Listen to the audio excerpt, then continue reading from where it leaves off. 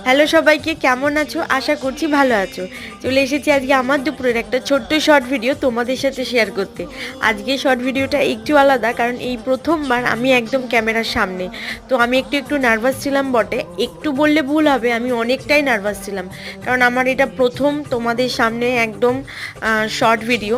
জানি না কেমন হয়েছে, তোমরাই বলো কেমন হয়েছে। ভুল ত্রুটি হলে 7 খুন মাফ করে দিও। তো চলো ভিডিওটা শুরু করি। দেখতে পাচ্ছ আমি একদম দুপুরের লাঞ্চের মেনু নিয়ে বসে পড়েছি। আজকে দুপুরের লাঞ্চের মেনুগুলো একদম হাটকে ছিল, কারণ হাটকে বলতে গেলে কারণ দিদির বাড়ি থেকে আমার জন্য পাঠিয়েছিল।